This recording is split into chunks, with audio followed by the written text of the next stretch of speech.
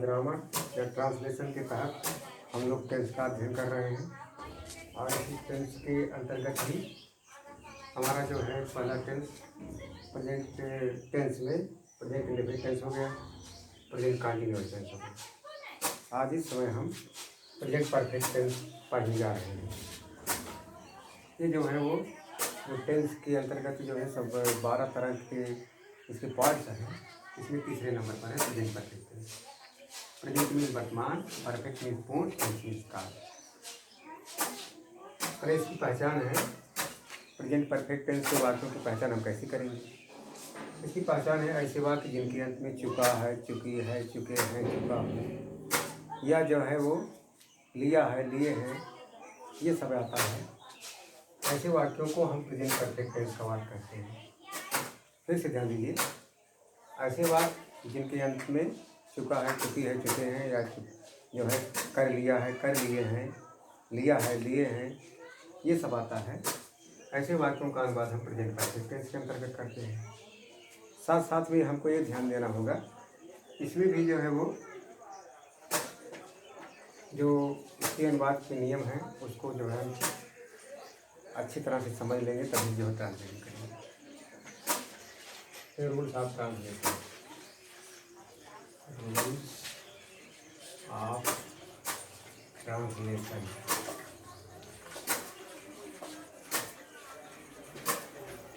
अनुवाद के नियम आप लोगों को ये जानना चाहिए कि प्रेजेंट परफेक्ट टेंस के अंतर्गत दो हेल्पिंग वर्ब्स का प्रयोग होता है, दो सहायक। एक जो है जो है और दूसरा जो है है जो है सिंगल नंबर सब्जेक्ट के साथ प्रयोग होता है। जैसे ही, सी, इट या सिंगल नंबर सब्जेक्ट के साथ हेल्पिंग वर्ब जो है वो हैज का प्रयोग, और इसके बाद जो है मेन वर्ब का third form of main verb plus object. और ये हैज किसके साथ प्रयोग होता है? आई, यू, वी, दे या प्लूरल नंबर सब्जेक्ट, इसके साथ आई मैं, यू तुम, वी हम, आई का प्लूरल, और दे वे ही या सी का प्लूरल, या जो है प्लूरल नंबर सब्जेक्ट मतलब बहुवचन करता है। एक से अधिक लोग मिलकर के जब कार्य कर रहे हैं वो प्लूरल होता है। इसके साथ साथ क्रिया हैव का प्रयोग और third form of main verb, third form of main verb plus object. ये आपका है अफर्मेटिव के तहत। पहला है अफर्मेटिव सेंटेंस, अफर्मेटिव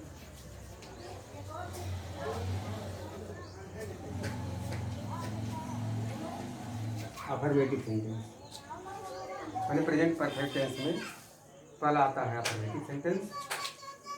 और इसमें जो है हम रूल्स ऑफ ट्रांसलेशन है, दो हेल्पिंग वर्ब्स का प्रयोग होता है, हैज और हैज का प्रयोग होता है ही, सी का कर्ता के साथ, और उसके बाद जो है वो मैंने जो है सब्जेक्ट लिखने के बाद हैज लगाएंगे, और मेन वर्ब का थर्ड फॉर्म हमेशा जो है प्रेजेंट परफेक्ट टेंस लगता है। और उसके बाद आप भी लिखेंगे कर्ता आई, यू, वी, दे या बहुवचन कर्ता के साथ, सहायक क्रिया है का प्रयोग, third form of main verb, और उसके बाद आप इसका प्रयोग होता है।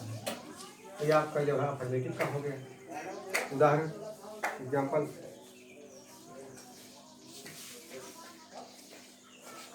जैसे अध्यापक हमें पढ़ा चुके हैं,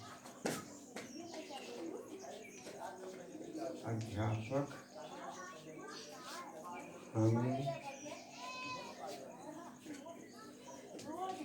पढ़ा चुके हैं।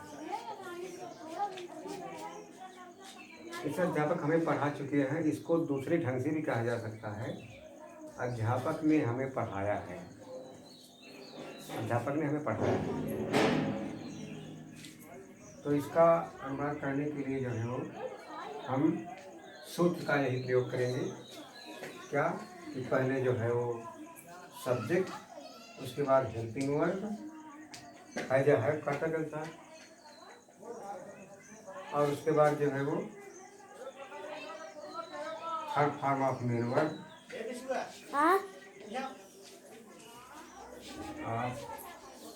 Main verb plus object.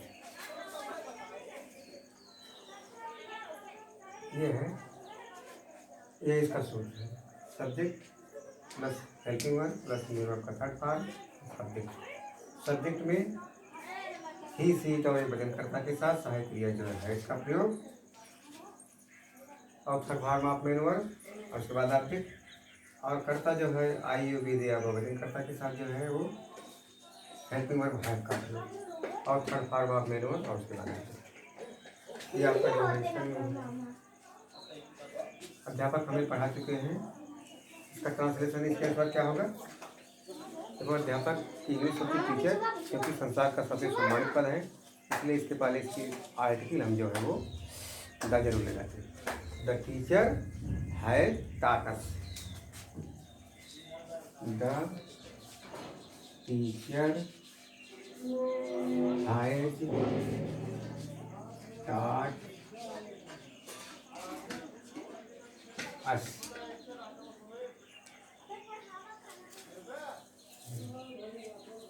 वे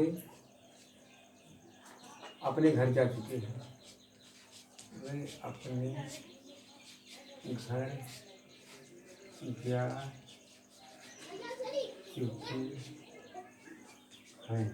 इसका क्या हो जाएगा? वे जो है प्लूरल है, मैंने ही या सी का प्लूरल जो है दे होता है। वे अपने घर जा चुके हैं। दे साथ क्या साइकिल लगेगी? है। दे है, और जाना की इंग्लिश होता है गो, इसका थर्ड फॉर्म हो जाएगा वो वेंट गान। दे हैव गान। और जब स्थान का नाम दिया गया होता है कि कोई कहाँ जा रहा है, तो उसके पहले जो है वो स्थान के नाम के पहले बुलाया जाता है। दे हैव गान टू, अपने के लिए जो है देख सकती है, और घर के house. They have gone to their house. दे हैव gone to their house. They have gone to their house. जैसे सूरज पूरब में निकल चुका है या सूरज पूरब में निकल आया है, तो the sun has risen in the east. और ये जो है जो प्रकृति की विशेष रचनाएं हैं, सूर्य, चंद्रमा, पृथ्वी, तारे, जल, धरती, अग्नि, और जो है समुद्र हुआ, नदी हुआ, दिशाएं हुआ, और महासागर हुआ, इनके नाम के पहले जो है द आर्टिकल का प्रयोग जरूर किया जाता है, ध्यान दीजिएगा। तो आपका ये हो गया प्रेजेंट परफेक्ट टेंस के अंतर्गत रूल्स ऑफ ट्रांसलेशन में अफर्मेटिव हो गए। अब हम निगेटिव देखते हैं।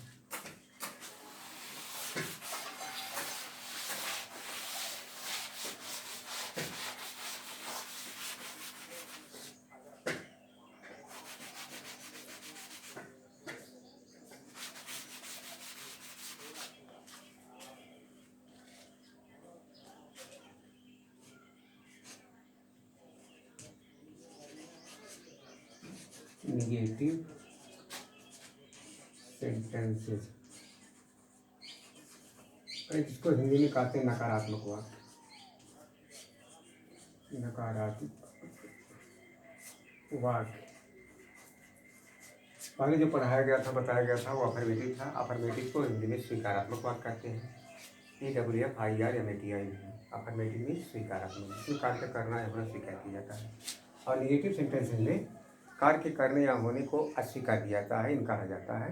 और इसमें जो है वो हिंदी का वाक्य अगर है तो नकारात्मक किसको कहेंगे? जिसमें नहीं शब्द आया हो या कार्य ना हो रहा हो। ये तो इसमें जो है वो रूल्स ऑफ ट्रांसलेशन क्या हो जाएगा? तो इसमें सबसे पहले हम सब्जेक्ट लिखेंगे, और उसके बाद वही सहायक क्रिया जो है या है, हैज या है। और इसी के तुरंत बाद जो है नॉट लगाएंगे। और third form of main verb रहेगा ही। Third form of main verb. और इसके बाद जो है ऑब्जेक्ट। तो ये आपका फार्मूला है, सूत्र। सब्जेक्ट प्लस है या है plus not plus third form of main verb plus object. Subject में ही सी इट या एक वचनकर्ता के साथ जो है वो सहायक क्रिया जो है इसका प्रयोग। ही सी इट या सिंगुलर नंबर सब्जेक्ट के साथ जो है सहायक क्रिया का प्रयोग करेंगे है इसका। और उसके बाद ये जो नॉट लगता है ये हेल्पिंग वर्ब और मेन वर्ब के बीच में लगता है। कहाँ लगता है? हेल्पिंग वर्ब और जो है वो मेन वर्ब के बीच में। Not plus third form of main verb plus जो है ऑब्जेक्ट लिखता है। और करता आई यू वी दे या प्लूरल नंबर सब्जेक्ट के साथ, प्लूरल नंबर सब्जेक्ट के साथ क्या हो जाएगा? ये सहायक क्रिया जो है इसमें हैव हो जाएगी। हैव और वही जो नॉट। और ऑलरेडी इसमें जो है वो परफेक्ट टेंस में हमेशा मेन वर्ब का थर्ड फॉर्म लगता ही है। तो third form of main verb और उसके बाद जो ऑब्जेक्ट ये होगा प्रश्न। और एग्जाम्पल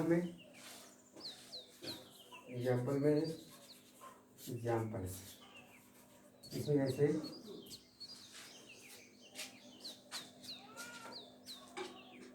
जैसे अध्यापक ने आज हमें नहीं पढ़ाया। अध्यापक ने आज हमें नहीं पढ़ाया है।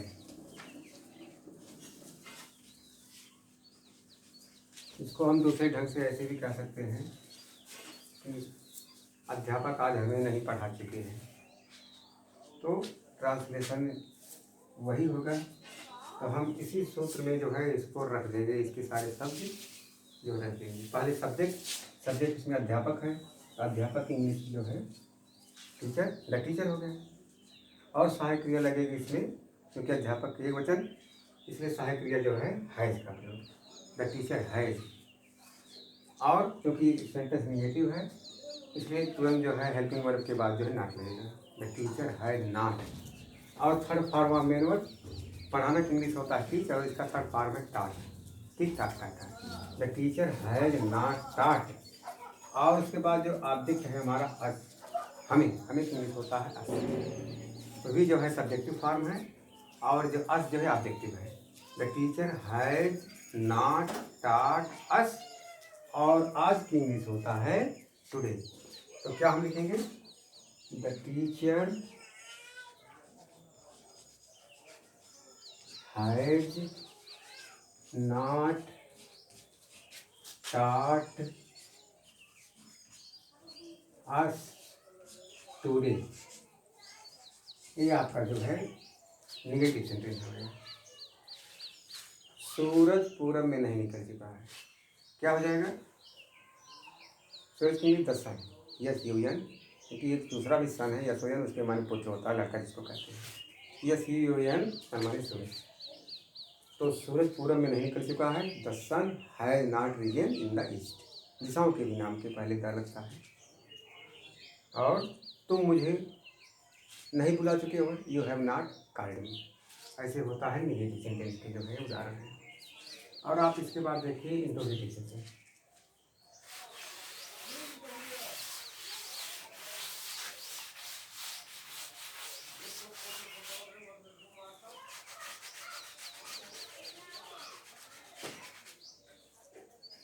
तीसरा है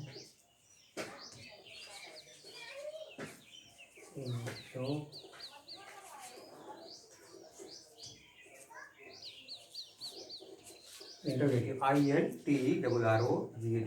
इंट्रोगेटिव सेंटेंसेस को हिंदी में करेंगे प्रश्नवाचक। प्रश्नवाचक वाक्य। तो हाँ, आपको मैंने बताया है, कई बार बताया है और फिर बता दे रहा हूँ, जो इंटरोगेटिव सेंटेंस होता है ये जो है दो तरह का होता है। Interrogative sentences are of two kinds. First है जो हिंदी के वाक्य क्या से स्टार्ट हो और वाक्य अंत में क्वेश्चन मार्क हो, यानी क्या से शुरू होने वाले और क्वेश्चन मार्क से समाप्त होने वाले, पहली तरह के हो गए।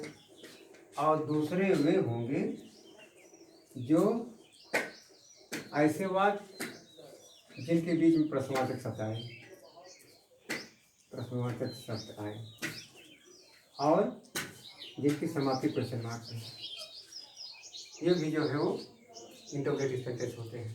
इसका उदाहरण जैसे क्या राम अपने घर आया है, और इसका मतलब जो क्या शुरुआत करेंगे, और इसका उदाहरण राम घर कब आया है, प्रश्नवाचक शब्द कब जो है बीच में आ गया।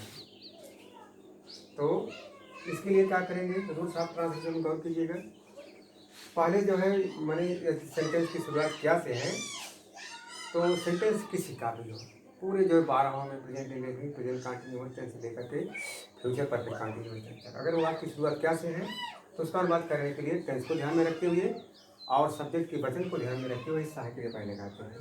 तो प्रेजेंट परफेक्ट टेंस में हैज और हैव दो ही सहायक क्रिया होता है।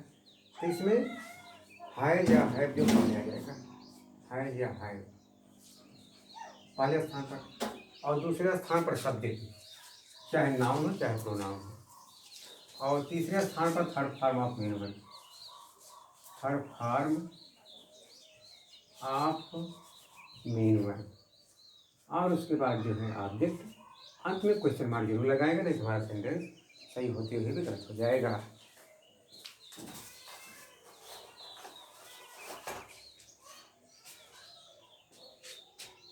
और अगर दूसरे तरह का है, मैंने इंट्रोगेटिव सेंटेंस वाक्य के बीच में आया है, तो क्या करेंगे, उस इंट्रोगेटिव सेंटेंस की जो है, जो इसकी इंग्लिश होती है उसको सबसे पहले लिखेंगे। सबसे पहले क्या लिखेंगे, इंट्रोगेटिव वर्ड की इंग्लिश, और दूसरे नंबर पर यही हैज या हैव, हैज या हैव, तीसरे नंबर पर सब्जेक्ट चाहे नाउन हो चाहे प्रोनाउन, चौथे स्थान पर यही मेन वर्ब का थर्ड फॉर्म, और उसके बाद ऑब्जेक्ट और फिर क्वेश्चन मार्क। इसका एग्जाम्पल हम लोग देखें, एग्जाम्पल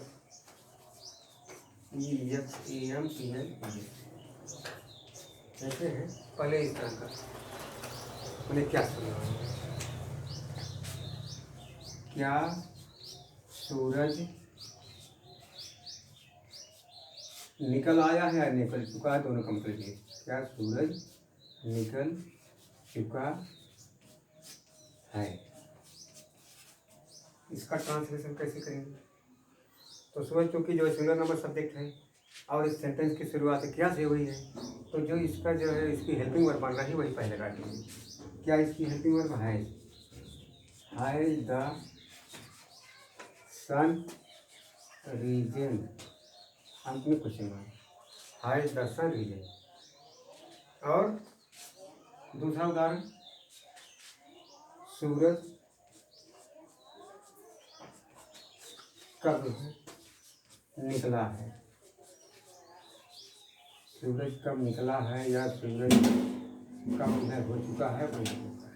अब इसमें देख रहे हैं प्रश्नवाचक शब्द वाक्य के बीच में आया है, तो इस प्रश्नवाचक शब्द की इंग्लिश सबसे पहले, कब की इंग्लिश होती क्या है, और साहित्य क्या होगी है, और सूरज की इंग्लिश होगी द सन, है द सन, और निकलना या उदय होना की इंग्लिश राइज होता है, इसका थर्ड फॉर्म राइज, रोज, रीजन, रीजन, और अंत में क्वेश्चन मार्क लगाएंगे। ये हो गया, तुम्हें किसने बुलाया है, हु हैज कॉल्ड यू, ये हो जाएगा। और वह अपने घर कब पहुंचा है, when has he reached his house.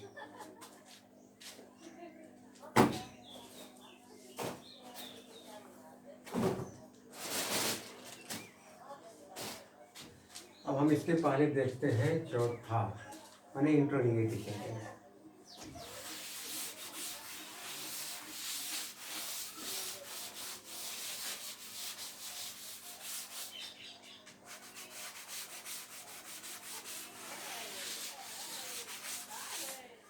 इंट्रोनिगेटिव sentence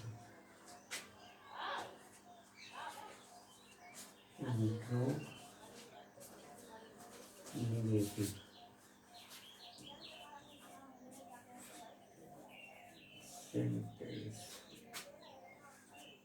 yes T और इंट्रो का INT बुला रहा हूँ। इंट्रोगेटिव सेंटेंस का मतलब इसमें दो पहचान साथ साथ ही पाई जाएगी। वाक्य जो इंट्रोगेटिव भी रहेगा और निगेटिव भी रहेगा। कहने मतलब वाक्य अंत में जो है वो क्वेश्चन मार्क भी रहेगा और बीच में जो है वो नहीं शब्द हिंदी में नहीं आएगा और इनमें से जो ट्रांसलेशन करेंगे तो नाट का प्रयोग होगा। दो विशेषताएं इसमें होंगी रही है। तो देखिए इसमें रूल्स ऑफ ट्रांसलेशन क्या हो जाएगा। रूल्स ऑफ ट्रांसलेशन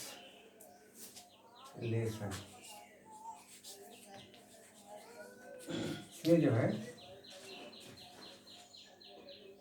वही जो है अगर कर्ता एक वचन है तो सहायक क्रिया हैज का प्रयोग पहले और जो है वो आयु विधेय कर्ता जो है या बहुवचन है तो सहायक क्रिया हैज का प्रयोग। तो हैज या हैव पहले और दूसरे स्थान पर जो सब्जेक्ट चाहे नाउन चाहे प्रोनाउन और तीसरे स्थान पर जो है वो नॉट आ जाएगा क्योंकि जो है इंट्रोनिगेटिव सेंटेंस पढ़ रहे हैं। और उसके बाद जो है third form of main verb third form of main verb और अंत में जो है ऑब्जेक्ट और सबके अंत में क्वेश्चन मार्क जरूर लगाएंगे। ये हो गया। अगर जो है वाक्य के बीच में प्रश्नवाचक शब्द आया है तो उसके लिए पहले इंट्रोगेटिव वर्ड की इंग्लिश हो जाएगा। इंट्रोगेटिव वर्ड की इंग्लिश और दूसरे स्थान पर यही सहायक क्रिया हेल्पिंग वर्ब। हेल्पिंग वर्ब जब मैं लिखा तो इसको आप समझिएगा है या है और कुछ मत समझिएगा क्योंकि हम प्रेजेंट परफेक्ट टेंस पढ़ रहे हैं।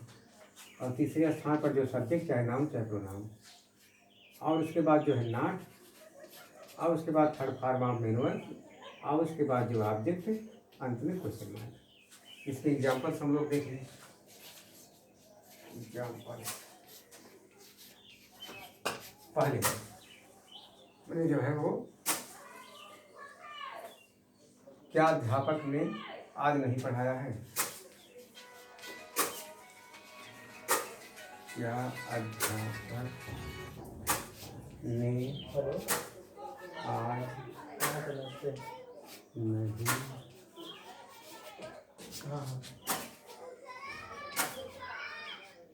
जी जी जी जी। तो आप अपनी इस नंबर की व्हाट्सएप नंबर देखिए, हम लिख दीजिए।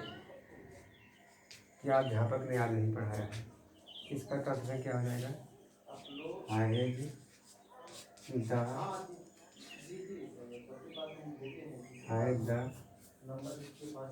हैज द टीचर नॉट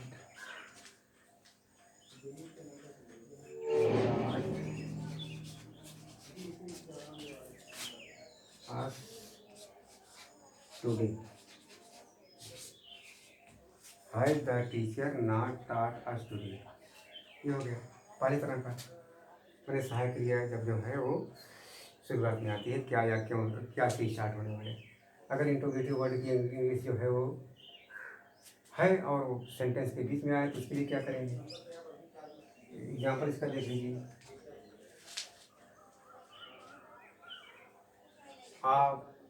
आपने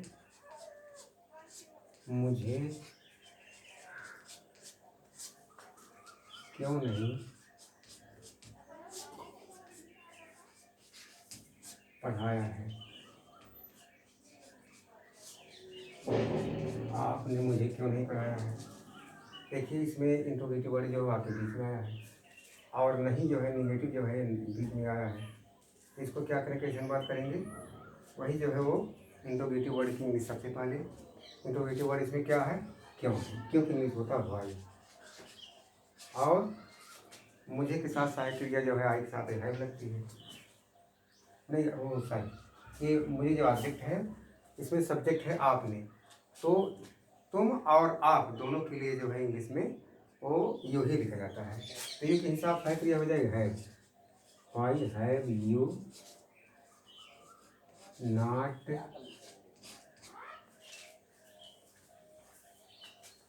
why have you not taught me, ये हो गया why have you not taught me. तो ये आपका जो है वो इस टेंस जो है कंप्लीट हो गया। फिर से इसको हम एक बार रिवाइज कर दे रहे हैं, ध्यान दीजिएगा। मैंने प्रेजेंट परफेक्ट टेंस उसको कहेंगे ऐसे वाक्य जिनके अंत में चुका है, चुकी है, चुके हैं, या जो है या ये के साथ है, या हो शब्द आया हो। और इसमें रूल्स ऑफ ट्रांसलेशन में है। रूल्स ऑफ ट्रांसलेशन में आप लोगों को जो है ये जानना होगा, इसमें सहायक क्रिया का प्रयोग जो है वो दो होते हैं, एक है, एक है, और मेरे वर्ग का थर्ड फॉर्म इसमें लगता है। तो सबसे पहले मैंने अफर्मेटिव सेंटेंस में सबसे पहले सब्जेक्ट लगेगा, उसके बाद सहायक क्रिया है या है कर्ता के अनुसार, और उसके बाद third form of main verb, उसके बाद ऑब्जेक्ट। जैसे मैंने तुम्हें पढ़ाया, आई हैव टॉट। और निगेटिव सेंटेंस में तो ही पहले जब है सब्जेक्ट, उसके बाद सहायक क्रिया है या है कर्ता के अनुसार, उसके बाद नॉट, उसके बाद third form of main verb, उसके बाद ऑब्जेक्ट। उदाहरण जैसे सूरज पूरब में नहीं निकला है, the sun has not risen in the east, इसका उदाहरण हो गया। तीसरा है इंट्रोगेटिव का। इंट्रोगेटिव में मैंने बताया आप लोगों को दो तरह के वाक्य होते हैं, क्या शुरू होने वाले, एक ऐसे वाक्य जो प्रश्नवाचक शब्द के बीच में क्या, क्यों, कैसे, कब, कौन कहाता है। यदि क्या से स्टार्ट होने वाला है तो ये है जहाँ पहले आ जाएगा। ये जो है इंट्रोगेटिव वर्ड वाक्य बीच में है तो वो इंट्रोगेटिव वर्ड निकालेंगे सबसे पहले। तो सबसे पहले देखिए वो जो है वो क्या हमने तुम्हें नहीं पढ़ाया है, have I not taught you. और जो है तुमने मुझे क्यों नहीं पढ़ाया है, why have you not taught me. अंत में क्वेश्चन मार्क जरूर लगेगा।